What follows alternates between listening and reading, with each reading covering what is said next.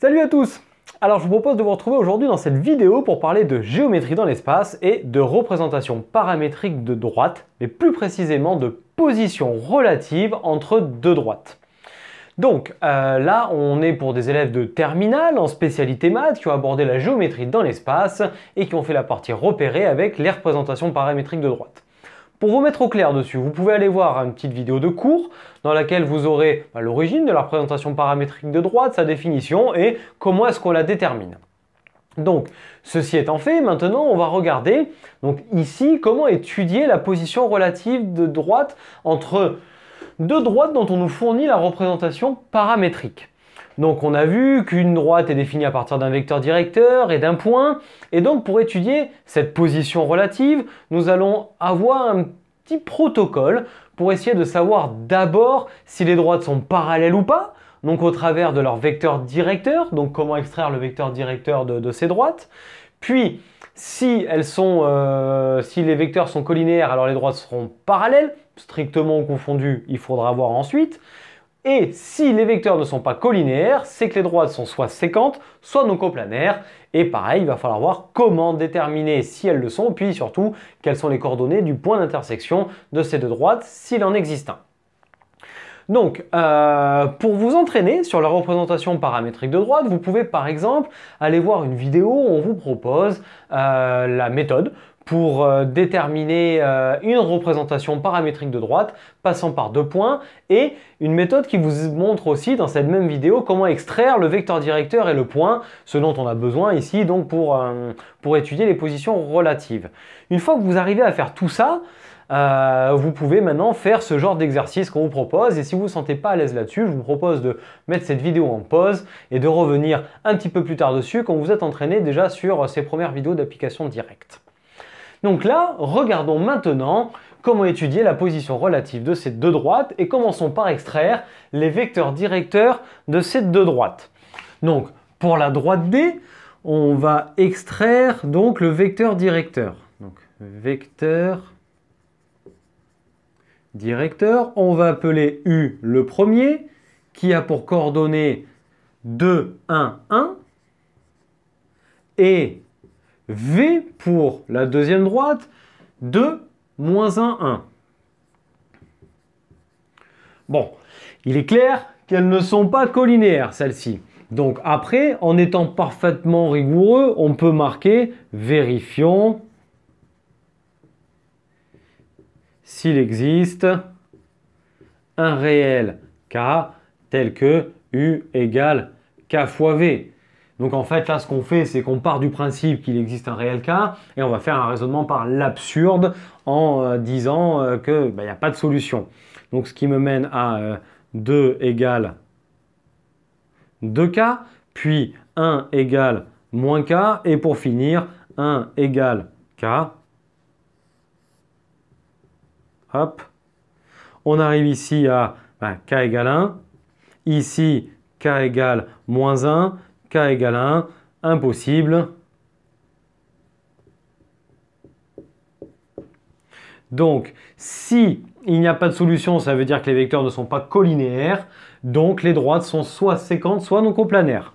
Donc, D et D' sont soit séquentes,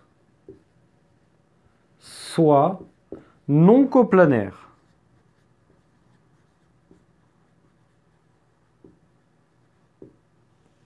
Et donc, on va voir comment savoir si elles sont séquentes ou non coplanaires. Donc en fait, si ces droites sont séquentes et qu'il existe un point commun entre ces deux droites, ça veut dire que, il y a une valeur du paramètre t et une valeur du paramètre k pour lesquelles les deux droites sont séquentes. C'est-à-dire qu'on peut tracer ici nos deux droites avec ici d et ici d'. Si elles sont séquentes selon un point, ça veut dire que dans D, on a, comme on a dit, une valeur de t qui correspond à un point dans D' pour une valeur de k qui n'est pas nécessairement la même, mais pour lesquelles elles ont un point en commun. Et donc c'est ce qu'on va chercher à voir et on va voir en fait si les représentations paramétriques, donc les trois équations, peuvent mener à des solutions. Et c'est comme ça qu'on va déterminer si elles sont séquentes ou non coplanaires. Donc, en gros, on va rédiger, vérifions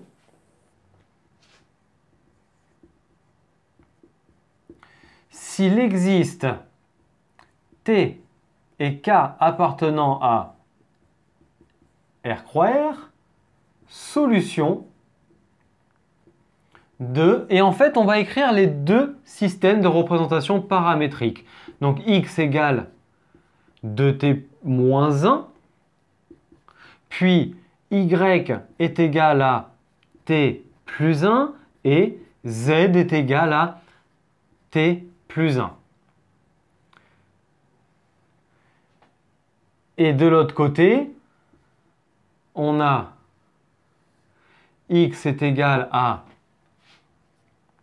2k moins 1, y est égal à moins k plus 1 et z qui est égal à k plus 2.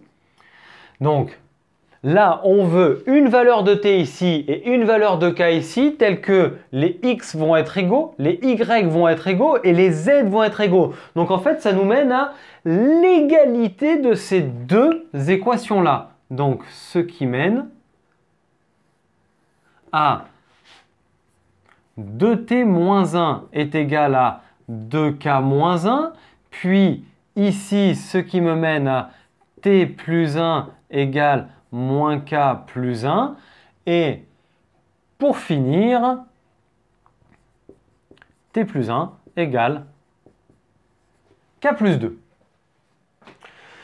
Donc, maintenant, on va essayer de résoudre ce système et voir si on arrive à des solutions.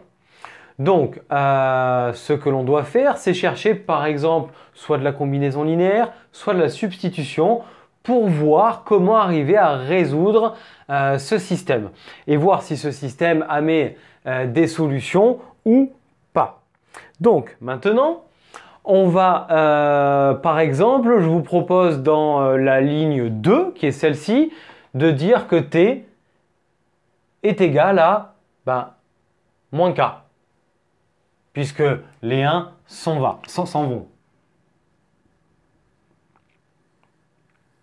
Donc on prend cette deuxième ligne et on arrive à t égale moins k.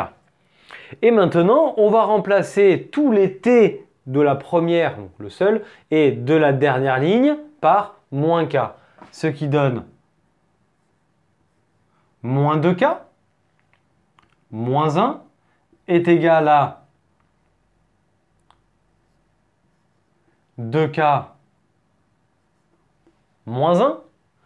Et pour finir, ici je remplace t par moins k plus 1 égale k plus 2. On va maintenant aboutir ces deux lignes, c'est-à-dire la ligne 1 et la ligne 3. Et si nous arrivons à deux fois la même valeur de k, c'est qu'il y a des solutions. Donc, ici, j'arrive à 4k qui est égal à, les moins 1 s'en vont à 0, donc k égale 0 ici. T égale moins k. Et pour finir, ici, j'arrive à, je fais passer k de l'autre côté, ce qui me donne 2k. Je fais passer le 2 de l'autre côté, ce qui me donne moins 1. 2k égale moins 1, donc k égale moins 1 demi. Cette ligne-là et cette ligne-là nous mènent à des valeurs de k différents. Les deux cas étant différents, ce système n'admet donc pas de solution.